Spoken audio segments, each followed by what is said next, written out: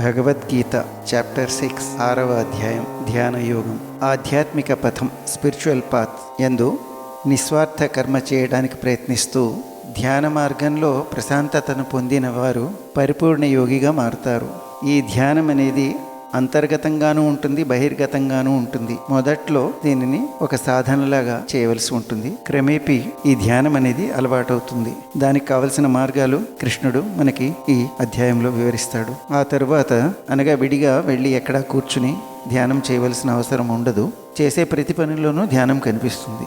దానినే ధ్యాన స్థితిలో ఉండటం అంటారు. ముక్కు మూసుకుని ఏదో ఒక మూల కూర్చుని ధ్యానం చేస్తూ గడిపే వారికంటే సదా ధ్యాన స్థితిలో ఉంటూ అన్ని విధులను నిర్వర్తిస్తూ ఈ ప్రపంచానికి ఉపయోగపడేవారే మహాయోగులవుతారు.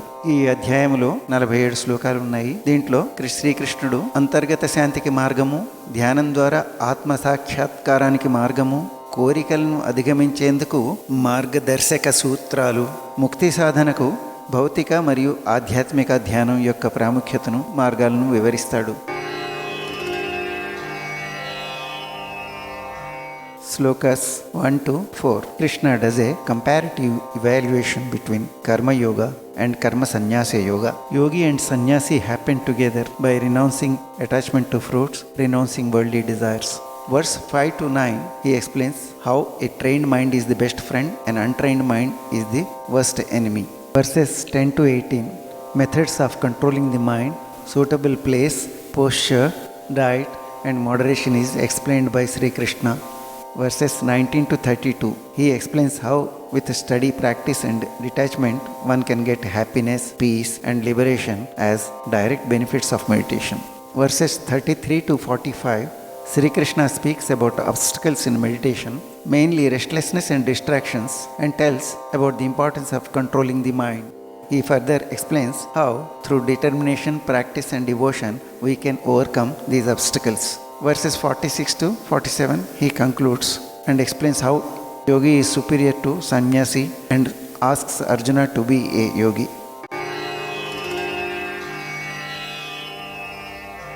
अथ षष्ठोऽध्यायः श्रीभगवान् उवाच अनाश्रितः कर्मफलं कार्यं कर्म करोति यः स सन्न्यासी च योगी च न निरग्निर्न चाक्रियः. శ్రీ భగవానుడు ఇలా పలికెను, ఫలాపేక్ష లేకుండా విధులను కర్మలను చేసిన వారే నిజమైన సన్యాసులు, యోగులు. కేవలం అగ్నిహోత్ర యజ్ఞం వంటివి చేయటం ఆపివేసిన వారు కానీ లేదా విధులను త్యజించిన వారు కానీ యోగులు కాలేరు. యం సన్యాసమితి ప్రాహుః యోగం తం విద్ధి పాండవ నహి అసన్యస్త సంకల్పో యోగీ భవతి కశ్చన. అర్జున, అందరిచే సన్యాసము అని పిలువబడుతున్నదే యోగము అని తెలుసుకొనుము. ఎందువలనంటే ఎవరు కూడా ప్రాపంచిక కోరికలను త్యజించకుండా యోగి కాలేరు.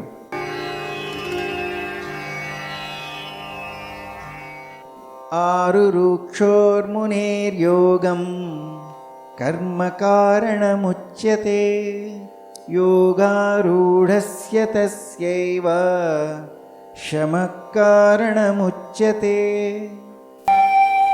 ప్రారంభ దశలో ఉన్న యోగ సాధకులకు ఫలాపేక్ష లేకుండా పనిచేయటమే సాధనం అంటారు. యోగంలో ఉన్నత స్థాయి చేరుకున్న మునికి ధ్యానంలో ప్రశాంతతయే సాధనం అంటారు.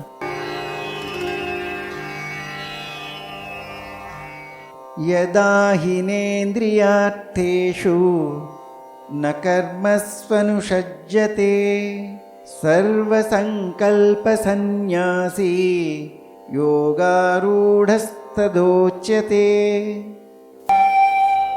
ఎప్పుడైతే వ్యక్తి ఇంద్రియ వస్తు విషయముల పట్ల మరియు కర్మల పట్ల ఆసక్తిరహితముగా ఉంటాడో, సకల సంకల్పములయందు మరియు వాటి ఫలములను త్యజించి ఉంటాడో, ఆ వ్యక్తి యోగశాస్త్రములో ఉన్నతమైన స్థానం పొందినట్లు.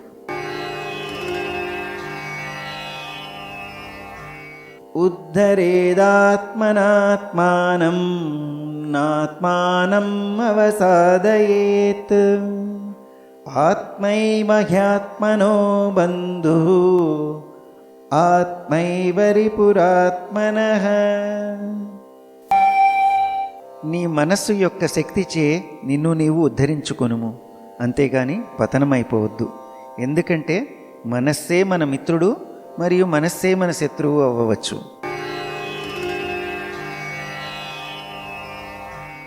బంధురాత్మాత్మనస్తస్య ఏనాత్మైవాత్మనా జితః అనాత్మనస్తు శత్రుత్వే వర్తేతాత్మైవ శత్రువత్. తమ మనస్సుని జయించిన వారికి అది వారి మిత్రుడు. అలా నిగ్రహింపబడని మనస్సు వారికి ఒక శత్రువు వలె పనిచేస్తుంది. జితాత్మనః ప్రశాంతస్య పరమాత్మా సమాహితః శీతోష్ణసుఖదుఃఖేషు తథా మానాపమానయోః. మనస్సుని జయించిన యోగులు ప్రశాంతతతో భగవద్భక్తి యందు స్థిరచిత్తముతో ఉంటారు.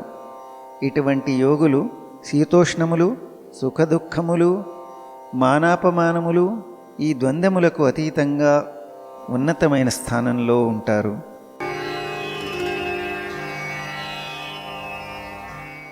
జ్ఞాన విజ్ఞాన తృప్తాత్మా కూటస్థో వియతేంద్రియః యుక్త ఇత్యుచ్యతే యోగి సమలోష్టాశ్మకాంచనః. జ్ఞాన విజ్ఞానములతో మరియు విచక్షణతో తృప్తి నొందిన యోగులు చలించకుండా ఇంద్రియములను జయించిన వారై ఎల్లప్పుడూ ఆ పరమాత్మతో ఏకమై అన్ని పరిస్థితులలో ప్రశాంతంగా ఉంటారు. వారు మట్టి ముద్దని, రాళ్లను మరియు బంగారమును సమదృష్టితో చూస్తారు.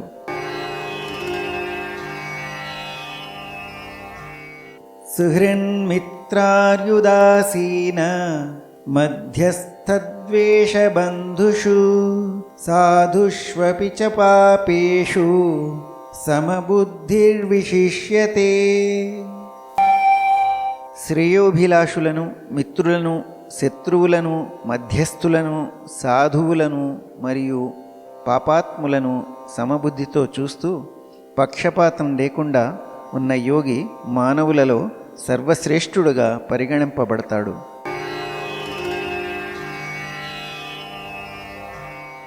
యోగీ యుంజీత సతతం ఆత్మానం రహసి స్థితః ఏకాకీయత చిత్తాత్మా నిరాశీర పరిగ్రహః. యోగస్థితిని పొందగోరేవారు ఏకాంతంలో ఉంటూ సతతము ఆత్మస్థితులై ధ్యానంలో ఉండాలి. కోరికలను, భోగవస్తువులను త్యజించి మనస్సు శరీరంలో నియంత్రించి నిత్యము ధ్యానావస్థలో ఉండగలగాలి.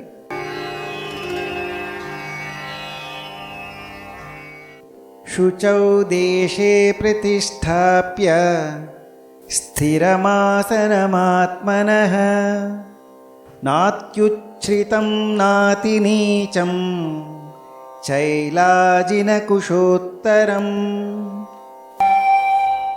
పరిశుభ్రమైన ప్రదేశంలో ఆసనం తయారు చేసుకోవాలి. ఈ ఆసనము మరీ ఎక్కువ ఎత్తులో ఉండకూడదు, లేదా మరీ తక్కువ ఎత్తులోనూ ఉండకూడదు. దీనిని సుఖాసనము అని కూడా అంటారు.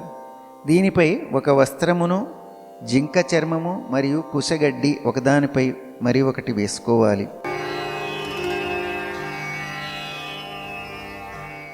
తత్రైకాగ్రం మనః కృత్వా యతచిత్తేంద్రియక్రియః ఉపవిశ్యాసనే యుంజ్యాత్ యోగమాత్మా విశుద్ధయే.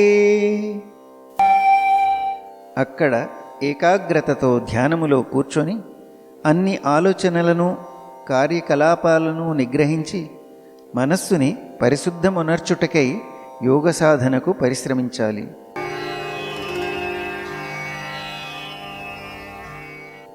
సమం కాయశిరోగ్రీవం ధారయన్నచలం స్థిరః సంప్రేక్ష్య నాసికాగ్రం స్వం దిశశ్చాన్నవలోకయన్. శరీరమును, మెడను మరియు శిరస్సుని స్థిరముగా ఒకే క్రమములో నిటారుగా ఉంచి కళ్ళను అటు ఇటు తిప్పకుండా నాసికాగ్రము మీదే చూపుని కేంద్రీకరించాలి.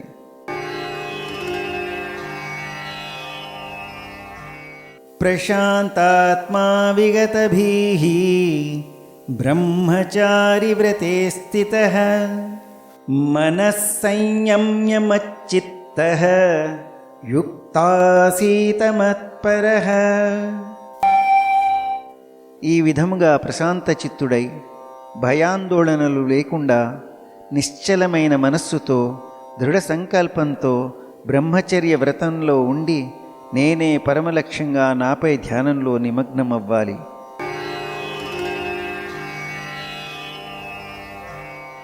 యుంజన్నేవం సదాత్మానం యోగీ నియతమానసః శాంతిం నిర్వాణపరమాం మత్సంస్థాం అధిగచ్చతి. ఈ విధముగా నిరంతరము మనస్సుని నాయందే నిలిపి ఉంచుతూ సదా క్రమశిక్షణతో ఉండే మనస్సు కలిగిన యోగి నిర్యాణమును పొందును మరియు నాయందే పరమశాంతితో స్థితుడై ఉండును.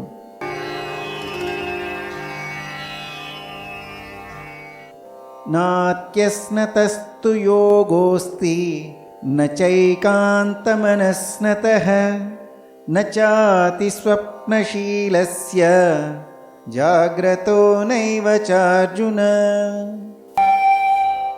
ఓ అర్జున, ఎవరైతే మరీ ఎక్కువ తింటారో లేదా మరీ తక్కువ తింటారో, మరీ ఎక్కువ నిద్రపోతారో లేదా మరీ తక్కువ నిద్రపోతారో వారు యోగములో విజయము సాధించలేరు.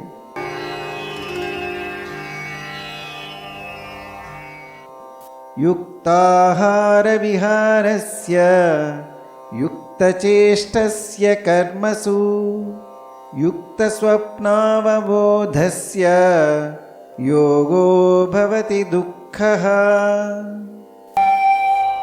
కానీ ఎవరైతే తినటంలో మరియు వినోదాలలో మితంగా ఉంటారో, పనిలో సమతుల్యతతో నిద్రలో క్రమబద్ధతతో ఉంటారో వారు యోగాభ్యాసముతో అన్ని దుఃఖములను ఉపశమింపజేయవచ్చు.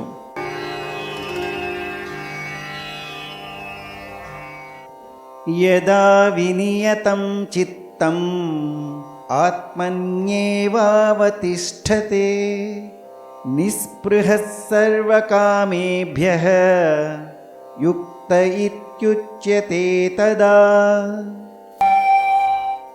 సంపూర్ణ క్రమశిక్షణతో మనస్సుని పరమశ్రేష్టమైన ఆత్మయందు లగ్నం చేసిన వారిని, ఇంద్రియ కోరికలకు అతీతంగా అన్ని స్వార్థపూరిత వాంఛలను వెనక్కి మరల్చిన వారిని యోగములో స్థితమై ఉన్నారని చెప్పబడతారు.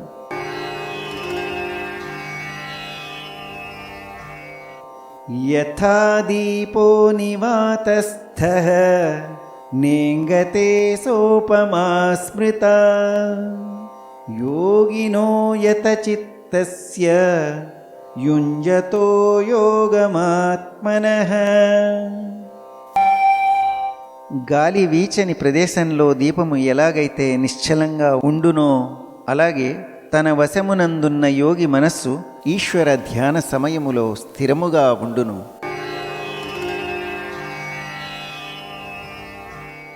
యత్రో పరమతే చిత్తం నిరుద్ధం యోగ సేవయా యత్ర చైవాత్మనాత్మానం పశ్యన్యాత్మని తుష్యతి. ఎప్పుడైతే మనస్సు ప్రాపంచిక కార్యకలాపాల నుండి నిగ్రహింపబడి యోగాభ్యాసము వలన నిశ్చలముగా ఉండునో అప్పుడు ఆ యోగి పరిశుద్ధమైన మనస్సు ద్వారా ఆత్మను దర్శించగలుగుతాడు మరియు అంతరంగమునందు సంతృప్తుడై ఆనందంలో రమించును.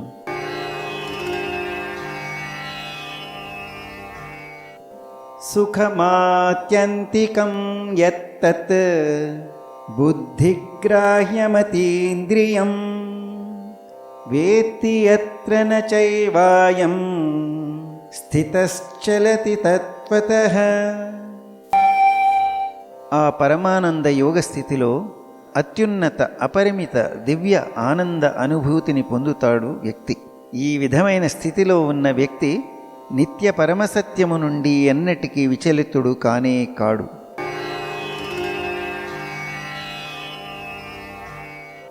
యం లబ్ధ్వా చాపరం లాభం మన్యతే నాధికం తతః యస్మిన్ స్థితో న దుఃఖేన గురుణాపి విచాల్యతే. ఆ స్థితిని పొందిన తరువాత వ్యక్తి అంతకంటే గొప్పది మరింక ఏదీ కాదు అని భావిస్తాడు. ఈ విధంగా స్థితమై ఉండి వ్యక్తి ఎంతటి గొప్ప విపత్తులోనైనా ఏమాత్రమూ చలింపడు.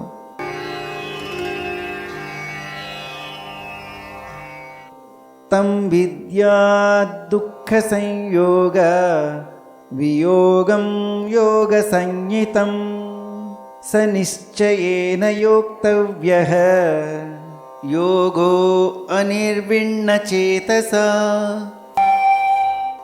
దుఃఖముల నుండి విముక్తి పొందిన స్థితినే యోగమని అందురు. ఈ యోగమును దృఢ సంకల్పముతో ఎలాంటి నిరాశావాదం అపనమ్మకం లేకుండా అభ్యాసం చేయవలెను.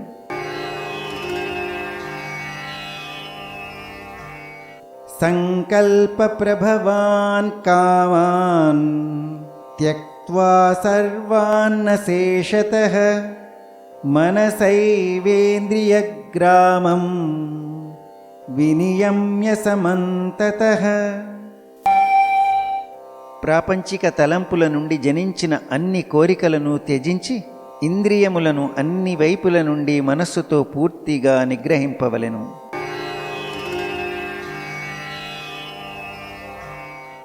శనై శనైరుపరమేద్ బుద్ధ్యా ధృతిగృహీతయా ఆత్మసంస్థం మనః కృత్వా న కించిదపి చింతయేత్. క్రమక్రమముగా మరియు నిశ్చయముగా బుద్ధియందు దృఢ విశ్వాసంతో అతని మనస్సు ఆత్మయందే స్థితమగును. అలా స్థితమైన మనస్సు కలిగిన వాడు మరే ఇతరమైన వాటి గురించి ఇంకా ఆలోచించడు. యతో యతో నిశ్చరతి మనశ్చంచలమస్థిరం తతస్తతో నియమ్యైతద్ ఆత్మన్యేవ వశం నయేత్. ఎప్పుడెప్పుడైతే ఎక్కడెక్కడికైతే ఈ చంచలమైన నిలకడలేని మనస్సు పరిభ్రమిస్తుందో దానిని తిరిగి వెనుకకు తెచ్చి నిరంతరం ఆత్మయందే కేంద్రీకరించాలి. ఆత్మే భగవంతుడు.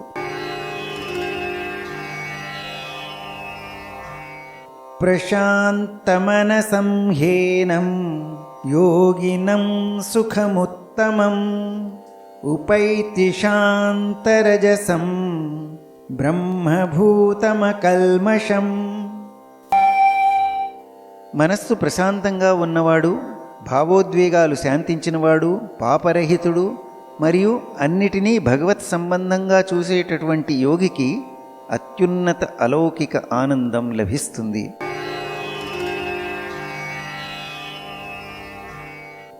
యుంజన్నేవం సదాత్మానం యోగీ విగతకల్మషః సుఖేన బ్రహ్మ సంస్పర్శం అత్యంతం సుఖమశ్నుతే. స్వీయ నిగ్రహం కలిగిన యోగి భౌతిక మలినముల నుండి స్వేచ్ఛ పొంది ఎల్లప్పుడూ పరమాత్మతో సంయోగంతో ఉండుటచే అత్యున్నతమైన సంపూర్ణ ఆనందమును పొందుతాడు.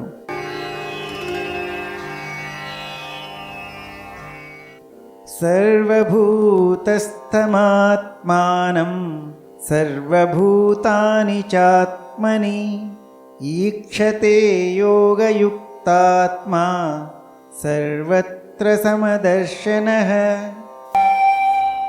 నిజమైన యోగులు అంతర్బుద్ధిని పరమాత్మయందే ఏకం చేసి సమత్వ దృష్టితో సర్వభూతములను పరమాత్మయందు మరియు పరమాత్ముడిని సర్వభూతములయందు దర్శిస్తారు.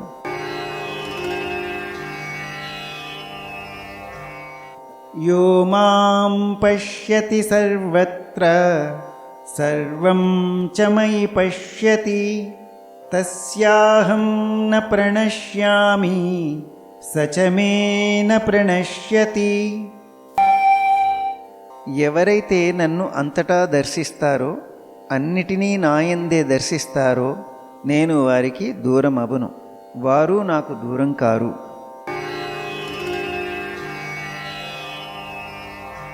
సర్వభూతస్థితం యో మాం భజత్యేకత్వమాస్థితః సర్వథా వర్తమానోపి స యోగీ మయి వర్తతే. నాయందే ఏకత్వంలో స్థితుడై ఉండి మరియు నన్నే సర్వభూతములయందు స్థితుడై ఉన్న పరమాత్మగా ఆరాధించిన యోగి అన్ని రకాల కార్యకలాపములు చేస్తూనే ఉన్నా నాయందే నివసించును.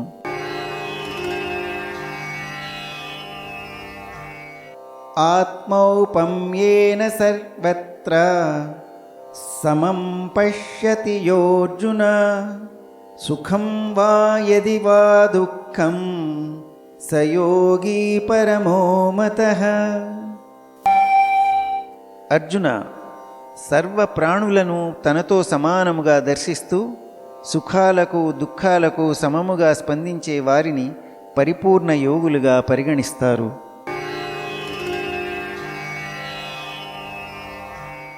అర్జున ఉవాచ యోయం యోగస్త్వయా ప్రోక్తః సామ్యేన మధుసూదన ఏతస్యాహం న పశ్యామి చంచలత్వా స్థితిం స్థిరాం. అర్జునుడు పలికెను, ఓ మధుసూదన, నా చంచలమైన మనస్సు వలన నీవు చెప్పిన ఈ సమత్వ దృష్టితో ఆచరింపవలసిన యోగ విధానము నాకు ఆచరింపశక్యముగానిది మరియు అసాధ్యమైనదిగా అనిపిస్తోంది.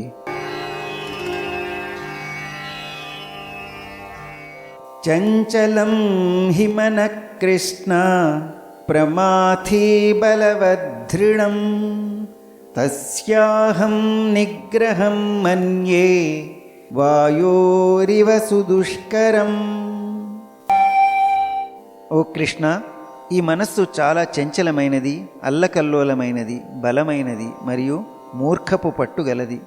దీనిని నిగ్రహించడం వీచే గాలిని నియంత్రించడం లాగా కష్టంగా అనిపిస్తున్నది.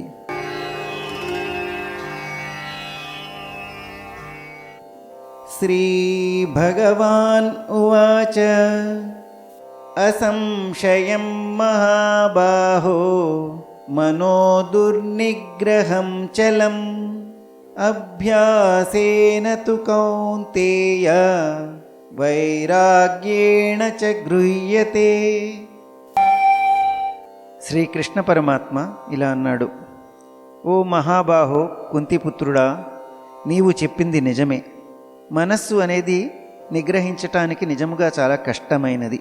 కానీ అభ్యాసము మరియు వైరాగ్యములచే దానిని నిగ్రహించవచ్చు.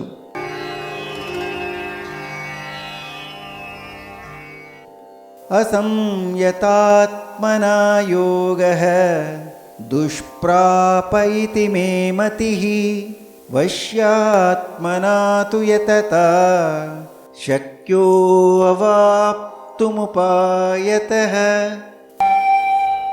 మనస్సు అదుపులో లేని వారికి యోగము కష్టతరమైనదే. కానీ మనస్సు నియంత్రణలో ఉన్నవానికి మరియు సరి అయిన పద్ధతి ద్వారా గట్టిగా ప్రయత్నించేవానికి యోగములో పరిపూర్ణత సాధ్యమేనని నా అభిప్రాయము.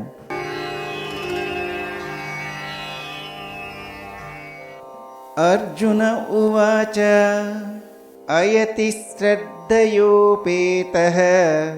యోగాచ్చలితమానసః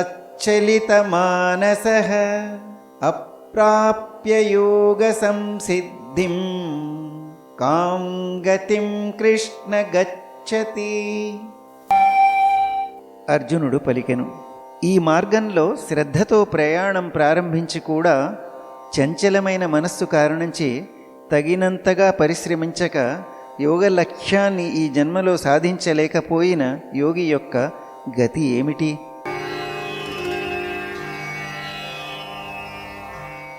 కచ్చిన్నో భయ విభ్రష్టః ఛిన్నాభ్రమివ నశ్యతి అప్రతిష్ఠో మహాబాహో విమూఢో బ్రహ్మణ పథి. యోగ మార్గము నుండి దారి తప్పిపోయిన వ్యక్తి భౌతిక మరియు ఆధ్యాత్మిక విజయాల నుండి భ్రష్టుడైపోడా? ఓ కృష్ణ, అతడు విడిపోయి చెదిరిన మేఘం వలె ఉభయ భ్రష్టుడై ఎటూ కాకుండా పోతాడా?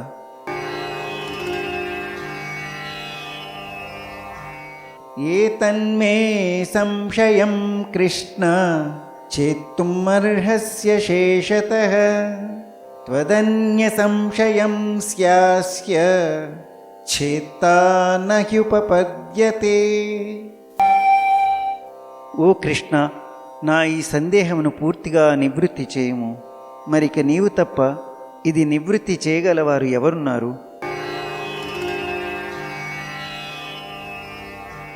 శ్రీ భగవాన్ ఉవాచ పార్థ నైవేహ నాముత్ర వినాశస్తస్య విద్యతే నహి కళ్యాణకృత్ కశ్చిత్ దుర్గతిం తాత గచ్చతి.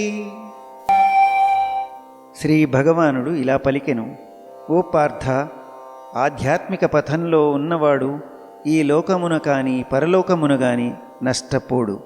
భగవత్ ప్రాప్తి కోసం ప్రయత్నం చేసేవాడు ఎన్నటికీ దుర్గతి పాలు కాడు. ప్రాప్య పుణ్యకృతాం లోకాన్ ఉషిత్వా శాశ్వతీ సమాః శుచీనాం శ్రీమతాం గేహే యోగభ్రష్టోభిజాయతే. యోగభ్రష్టులైన వారు ఈ జన్మలో యోగములో సాఫల్యత సాధించలేకపోయిన వారు పుణ్యలోకాలకు వెడతారు. అక్కడ చాలా కాలం నివసించిన పిదప వారు తిరిగి భూలోకంలో ధర్మపరాయణుల మరియు సంపన్నుల కుటుంబంలోనే జన్మిస్తారు.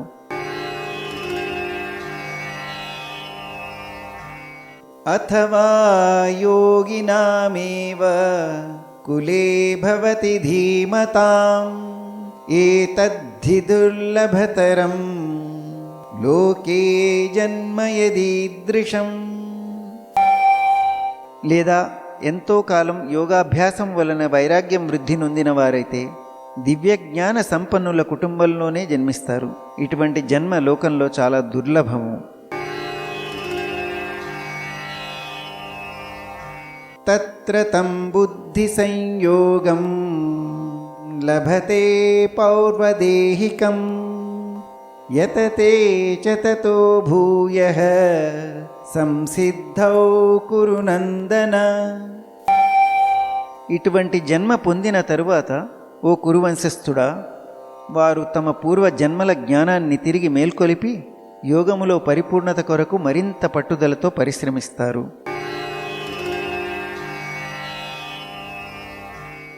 పూర్వాభ్యాసేన తేనైవ హ్రియతే హ్యవశోపి సహ జిజ్ఞాసురపి యోగస్య శబ్దబ్రహ్మాతి వర్తతే.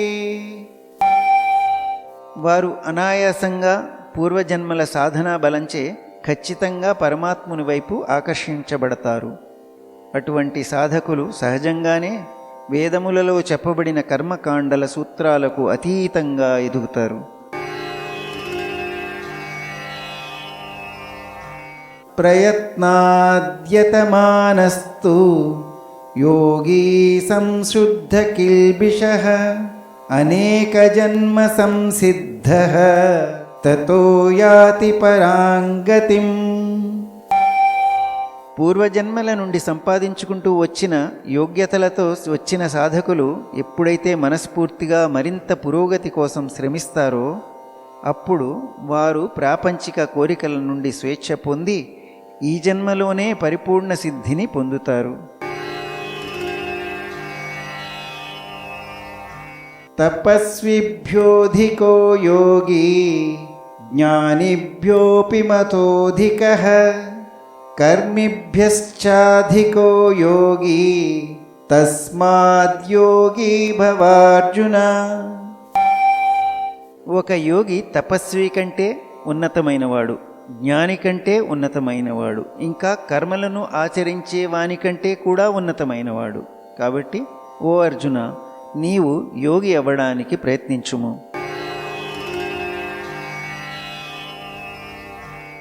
యోగినామపి సర్వేషాం మద్గతేనాంతరాత్మనా